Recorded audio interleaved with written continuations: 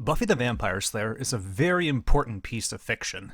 No, I'm not talking about the groundbreaking television series that premiered in 1997, ran for 7 seasons, and spawned a spin-off that ran for 5. I'll get to that some other time. I'm referring to the red-headed stepchild of a movie from the early 90s that came before it.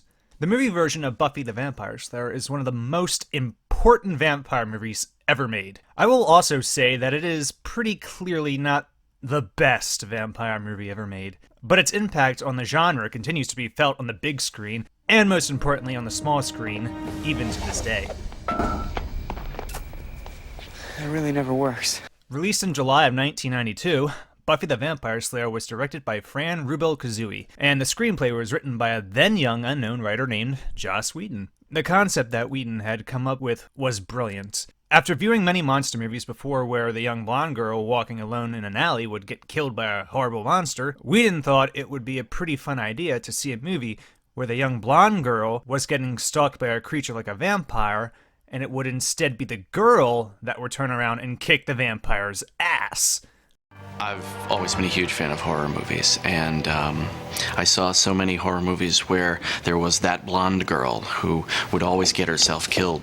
I started feeling bad for her. I thought, it's time she had a chance to, take back the night. And so the idea of Buffy came from just the very simple thought of a beautiful blonde girl walks into an alley, a monster attacks her, and she's not only ready for him, she trounces him. It was a brilliant concept that Whedon would later explore and perfect in the Buffy the Vampire Slayer television series. However, the movie adaptation of his work would first prove to be a flawed, but still entertaining execution of the concept.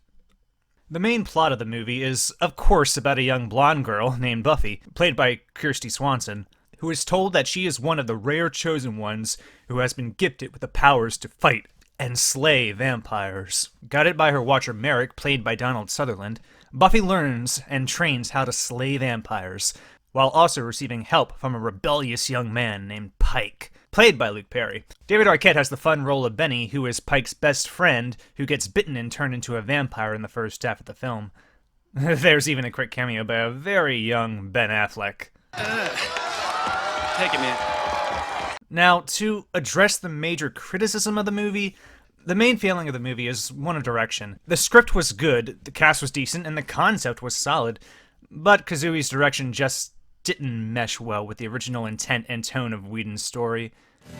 I don't like thinking of Buffy as a vampire movie, but vampirism is the context of this comedy. Whedon even expressed his frustration while they were making the movie in a behind-the-scenes video, saying of the movie that it was funny when he wrote it. Whedon was so frustrated by how much his vision was being mishandled and rewritten that he eventually left the set during production and never came back. This frustration would later lead to Whedon wanting to explore the concept further in his own terms with the eventual television series on the new WB network. The television series would later go on to become the best genre television show of all time. But, as I said before, that's a topic for another discussion. One major thing about the movie that really stands out to me every time I watch it is just how slow the fight scenes are. It looks like everyone is fighting in slow motion and have little actual skill when it comes to fighting, even though some of the vampires are supposed to be hundreds of years old and should know how to fight. This makes it hard to take the action parts of the movie very seriously. If you ever want to see how not to do an exciting fighting scene, then watch this movie. There was clearly an evident clash of styles and ideas with the writing and directing when it came to making this movie. Kazui wanted the film to be lighter in tone than what was written in the script.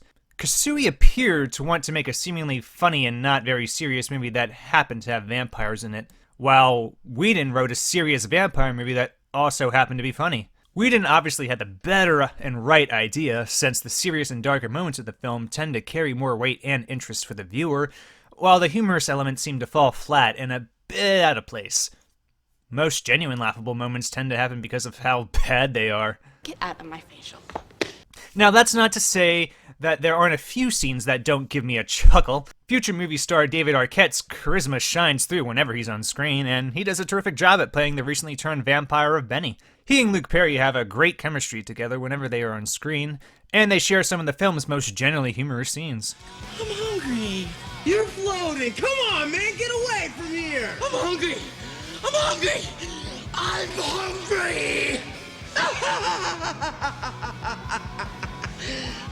The most laugh-out-loud moment of the film also has to be when Buffy stakes Amelin and Paul Reubens, who's famous for playing Pee Wee Herman. He then proceeds to improvise the single greatest vampire death scene in all of cinema. Ooh, ah, ow, ooh, ah, ah, ah.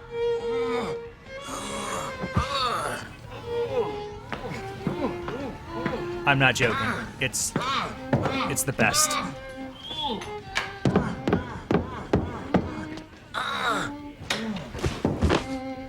The humor of Buffy is there, but it ultimately just wasn't brought to its full potential with the film.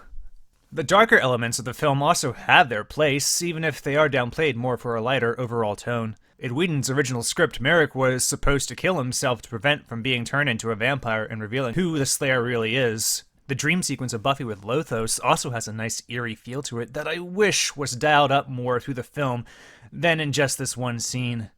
The big vampire fight at the dance in the climax of the film was also supposed to result in Buffy burning down the school gym. This detail, while omitted from the final film, probably for budget reasons, would later be included in the television series, as Whedon would retcon the backstory of that series to his original script.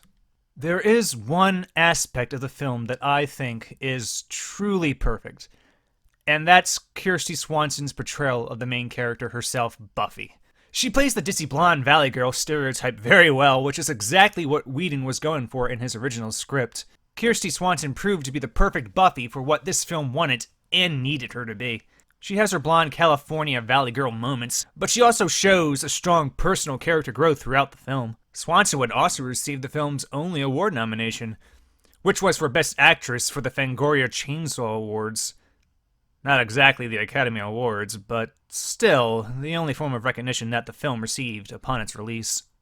My keen fashion sense. Even for all the rewriting and ad-libbing that Donald Sutherland did on his own to his Watcher character of Merrick, he is still a great actor who plays the part well enough, even if he had little respect for the material. He maintains that older presence of a mentor that Buffy needs, and is one of the few serious and less comedic parts of the film. Donald Sutherland also hated the title of the film, and the director would even let him do whatever he wanted.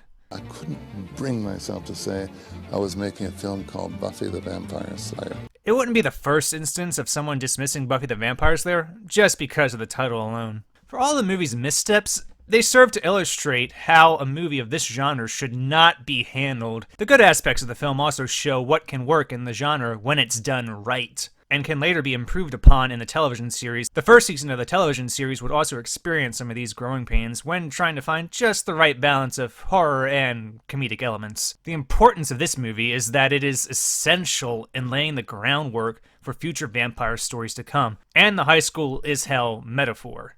It basically further helps to define the teen vampire genre that was started with The Lost Boys in 1987 and continues to this day. This movie is always going to be overshadowed and overlooked by the vastly superior TV series. But it still holds an important place in the history of the vampire genre. While the more lighthearted take of vampires in it may have prevented it from becoming a true classic, it also makes it a good movie for younger kids to watch and to be introduced to the genre at a young age. This is a very important aspect of the film to remember, and it cannot be overlooked. It was a favorite of mine to watch when I was a younger kid growing up, and it certainly led me to the superior works of the genre, including my favorite television show of all time. Without this movie, we would never have gotten the great television series of the same name. This is a good thing. And for that reason above all, Buffy the Vampire Slayer, the movie, will stand the test of time as being significantly important to the vampire genre.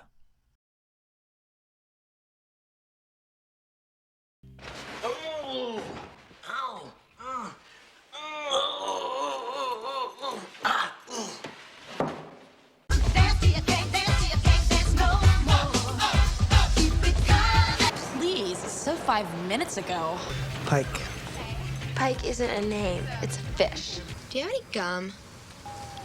You're floating! Come on, man! Get away from here!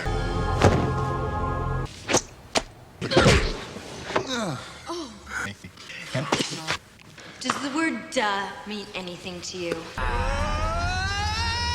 got to get some. Whoa! How funky is your chicken? How loose is your goose? Look, there! That is a bad guy. Can we go, please? Guy's a blood-sucking fiend from beyond the grave. Get out of my facial. You're not like other girls. Come on, play like a man. Please.